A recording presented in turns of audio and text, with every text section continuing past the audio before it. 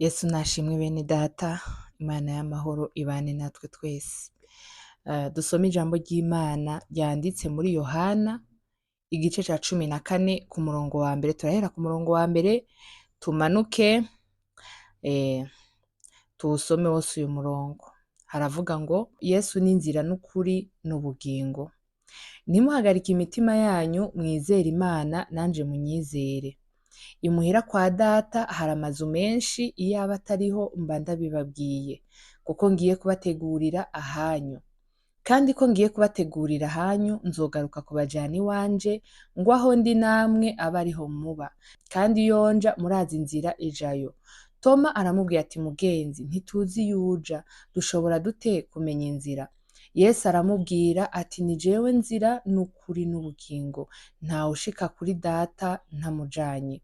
Iyo muba mwaramenye na data muba mumuzi, uhereye ubu muramuzi kandi mwamubonye. Filipo aramubwira ati, mugenzi, twereke so bizoba bihaye. Yesu aramubaza ati, mbega ko nabanye namwe igihe kingana gityo, nturakaruha umenyaga Filipo? Ubonye jewe ababonye data. None uvuga ute ngo twereke so? Ntiwizeye ko jewe ndi muri data na data ari muri jewe? Amajambo mbabwira sayo nigeneye, ariko data aba muri jewe niwe akora ibikorwa vyiwe. Nimunyizere ko ndi muri data na data ari muri jewe. Bibuze mupfe kwizera kubw'ibikorwa ubwavyo. Nukuri ndababwire, unyizera ibikorwa jewe nkora nawe azobikora, kandi azokora ibibiruta, kuko jewe ngiye kwa data. Kandi ico muzosaba cose mw'izina ryanje nzogikora, kugira ngo se ashimagizwe mu mwana. Nimwagira ico musaba mw'izina ryanje nzogikora. Yesu nahabwe icubahiro. Umurongo nshaka ko tuganirako cane ni ijambo Yesu Kristo yavuze ngo ku murongo wa 6, ngo Yesu aramubwira ati, ni jewe nzira n'ukuri n'ubugingo, ntawe ushika kuri data ntamujanye. Yesu Kristo nahabwe icubahiro. Bene data, Yesu Kristo twaramuhawe. Muri Yohana igice ca 3 ku murongo wa 17, turahera ku murongo wa 17, haravuga ngo, kuko Imana itatumye umwana wayo gucira abari mw'isi urubanza, ariko ngo abari mw'isi bakizwe nawe. Ku murongo wa 18, umwizeye ntazotsindwa n'urubanza, ariko utamwizeye aramaze gutsindwa, kuko atizeye izina ry'umwana w'Imana w'ikinege. Uko niko gutsindwa, kuko umuco waje mw'isi, ariko abantu bagakunda umwiza kuruta umuco, kuko ibikorwa vyabo ari bibi. Yesu Kristo nadufashe cane. Ngo umwizeye wese, uwizeye Yesu Kristo, ngo ntazotsindwa n'urubanza. Yesu Kristo nahabwe icubahiro. Ngo ariko utamwizeye aramaze gutsindwa. Ntushobora kuvuga ngo ngiye ku Mana udaciye kuri Yesu Kristo. Yesu yavuze ngo ni jewe nzira n'ukuri n'ubugingo, ngo ntawe ushika kuri data ngo ntamujanye. Yesu Kristo nahabwe icubahiro. Bene data, twagiriwe ubuntu, twahawe Yesu Kristo, yitanga ko ikimazi kubw'ivyaha vyacu, araducungura, noneho duca turonka access itugeza ku Mana. Yesu Kristo nahabwe icubahiro. Yesu ngo umwizeye wese ngo ntazotsindwa n'urubanza, ariko umuntu wese amuhakana, Mana dutabare, umuntu wese ahakana Yesu Kristo ko ari umwana w'Imana, ko yadupfiriye igorogota ku musaraba kugira ngo tubabarirwe twitwa abana b'Imana. Yesu Kristo nahabwe icubahiro. Umuntu wese amuhakana ngo aramaze gutsindwa. Iri ni ijambo ry'Imana, si jewe. Ni vyanditse muri Yohana igice ca 3 ku murongo wa 18, ngo umwizeye ntazotsindwa n'urubanza, ngo ariko utamwizeye ngo aramaze gutsindwa, ngo kuko atizeye izina ry'umwana w'Imana w'ikinege. Mucete Paulo yandikiye Abanyefeso igice ca 2 ku murongo, reka duhere ku murongo wa 3. Haravuga ngo, umutwe w'amajambo aravuga ngo Paulo ahimbaza Imana. Umurongo wa 3, Imana y'umwami wacu Yesu Kristo ariyo se iragahezagirwa. Yaduhezagiye imihezagiro yose y'impwemu ahantu ho mw'ijuru muri Kristo. Muri ndega beneda, muri Kristo, nk'uko yadutoranirije muri we. Yadutoranirije muri nde? Muri Kristo.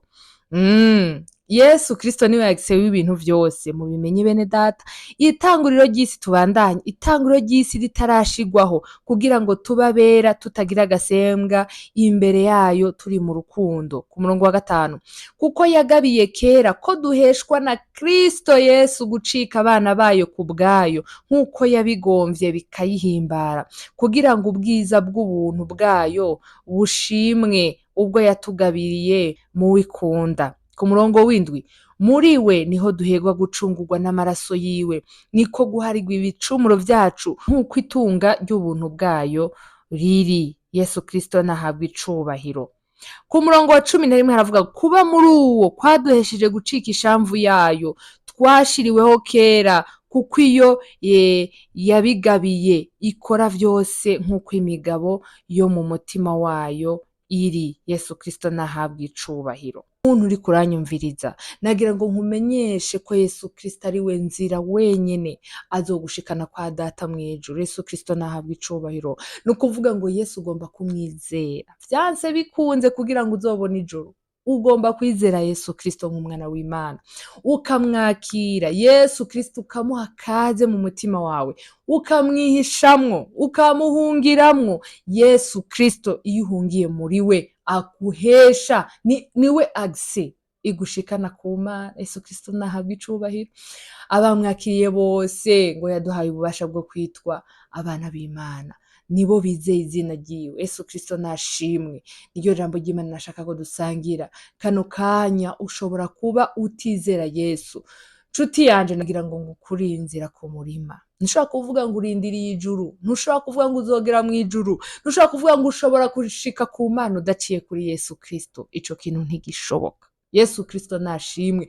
Twaramuhawe kugira ngo abe inzira izodushikana mw'ijuru kwa data. Yesu Kristo nashimwe.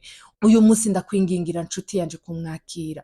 Uyu munsi ndakwingingira nshuti yanje kumwizera, kugira ngo azogushikane kwa data mw'ijuru, kugira ngo ube mu mugabane w'abana b'Imana, kugira ngo ube mu mugabane w'abazoragwa ubugingo budashira kuri wa munsi. Yesu Kristo nahabwa icubahiro. Hanyuma reka dusenga Imana. Data, mu izina rya Yesu Kristo, turaciye bugufi munsi y'ibirenge vyawe, turabanyavyaha naco turi. Amaraso ya Yesu Kristo yonyene niyo yobasha kutweza ivyaha, maze mwami wacu Yesu Kristo utweze, udutunganye. Umaze kutweza data, uce ururukubane natwe. Mwami wacu Yesu, duhejeje mwami Yesu kubona ijambo wavuze ngo ni wewe wenyene nzira n'ukuri n'ubugingo, ngo nta muntu ashobora gushika kwa data atari wewe umujanye. Mwami wacu Yesu, turakwinginze udukomereze mu nzira yawe, turakwinginze udukomereze muri wewe, tukwihishe mu gitandara c'ubugingo, ubane natwe muri vyose na hose. Mwami Yesu Kristo, imitima yacu izirikira hera.